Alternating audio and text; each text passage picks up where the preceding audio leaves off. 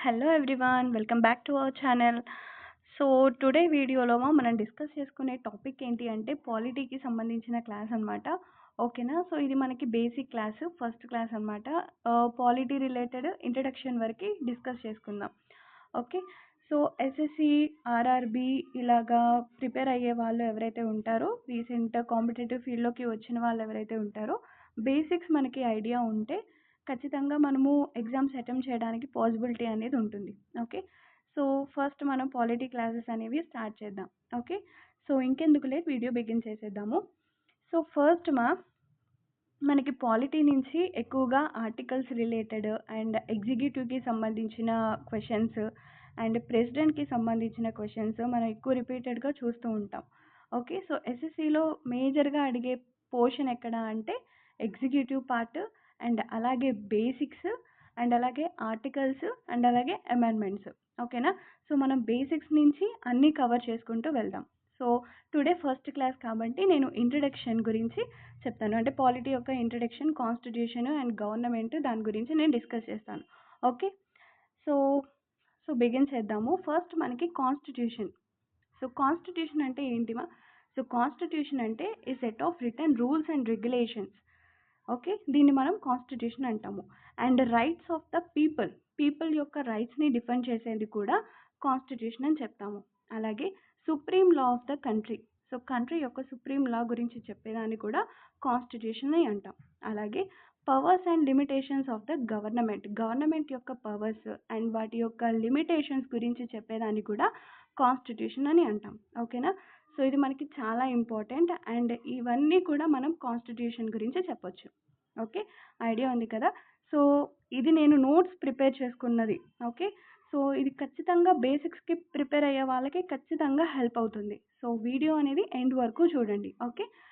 And మనకి constitution అనేది ఎందుకు రిక్వైర్డ్, అసలు కాన్స్టిట్యూషన్ అనేది ఎందుకు హెల్ప్ అవుతుంది అంటే, సో పీపుల్ యొక్క డిజైర్స్ని ఫుల్ఫిల్ చేయడానికి మనకి కాన్స్టిట్యూషన్ అనేది కావాలి. ఓకేనా? సో పీపుల్స్కి యూస్ఫుల్ ఉంటుంది కాన్స్టిట్యూషన్ లేకపోతే ఏది లేదు కదా. ఓకేనా?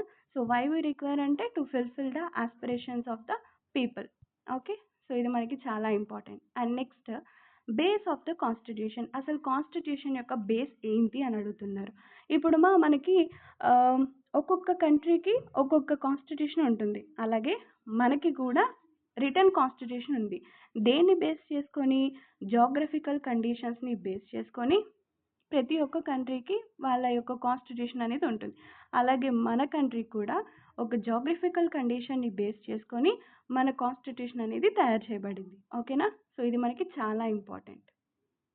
అండ్ నెక్స్ట్ ఇదేంటి అంటే రాజ్యాంగం అనగా ప్రభుత్వ నిర్మాణం, అది పనిచేయు విధానం. ఈ ఒక్క లైన్లోనే మనకి పాలిటీ సిలబస్ అంతా కవర్ అయిపోద్ది. ఓకేనా? సో ఇది చాలా ఇంపార్టెంట్. ఓకే. రాజ్యాంగం అనగా ప్రభుత్వ నిర్మాణం, అది పనిచేయు విధానం.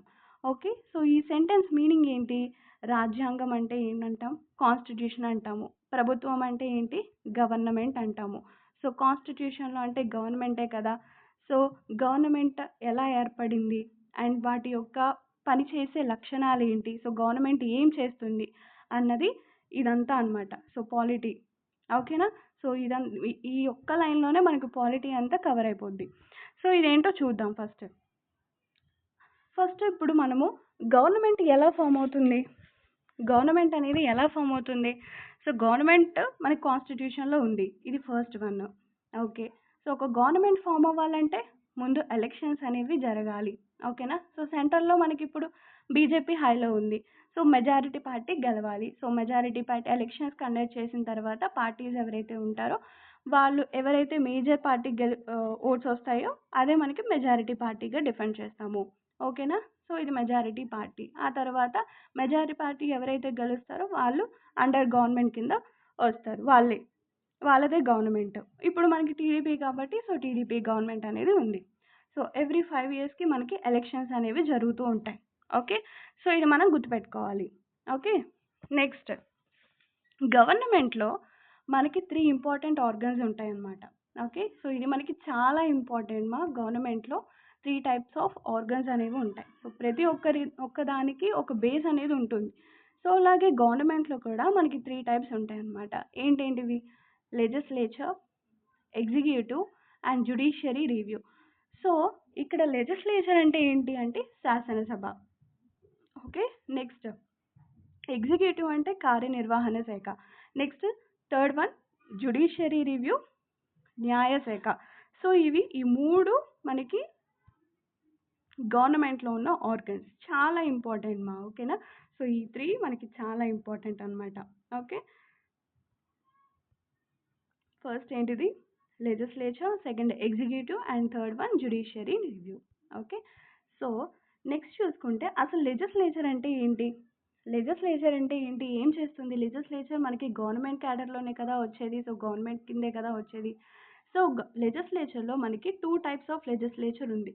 ఒకటేమో యూనియన్ లెజిస్లేచర్ అండ్ ఇంకొకటేమో స్టేట్ లెజిస్లేచర్. ఓకేనా.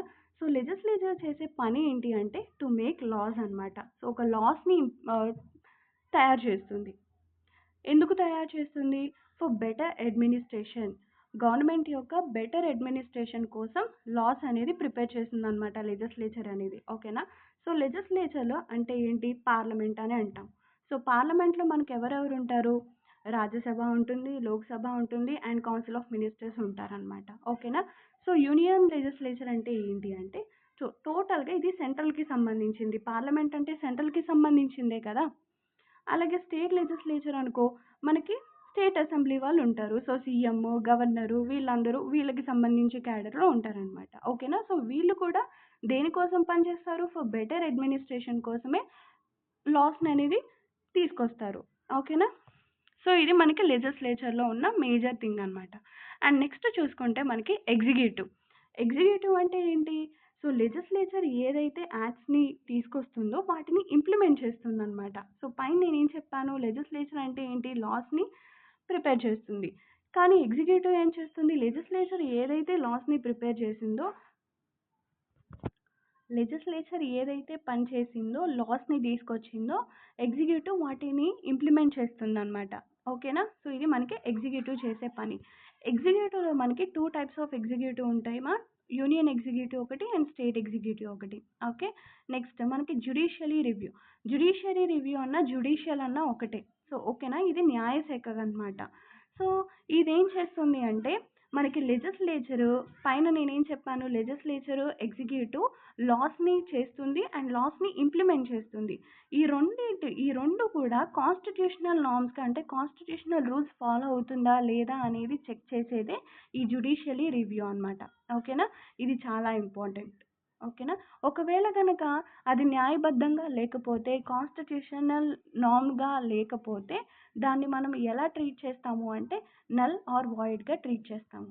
ఓకేనా. సో ఇది కూడా నోట్ పాయింట్. అండ్ నెక్స్ట్ మనము ఈ మూడిట్లో లెజిస్లేచర్లో, ఎగ్జిక్యూటివ్లో అలాగే జ్యుడిషియల్ రివ్యూలో ఈ మూడిట్లో మనం కామన్గా చూసే పర్సన్ ఎవరైనా ఉన్నారు అంటే ప్రెసిడెంట్ అనమాట.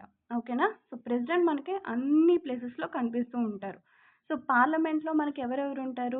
లోక్సభ ఉంటుంది, రాజ్యసభ ఉంటుంది అండ్ ప్రెసిడెంట్ ఉంటారు. ఓకేనా. సో స్టేట్లో అయితే ఎమ్మెల్యే ఉంటారు, ఎమ్మెల్సీ ఉంటారు అండ్ గవర్నర్ ఉంటారు. ఓకే. ఆ కౌన్సిల్స్ ఆఫ్ మినిస్టర్స్ కూడా ఉంటారు. ఇది మనకి స్టేట్కి సంబంధించింది. ఇది మనకి పార్లమెంట్ సెంట్రల్కి సంబంధించింది. ఓకేనమ్మా. సో ఇది మనకి బేసిక్గా 3 టైప్స్ ఆఫ్ ఆర్గన్స్ అనమాట గవర్నమెంట్లో ఉండేవి. సో నెక్స్ట్ క్లాస్లో నేను దీనికి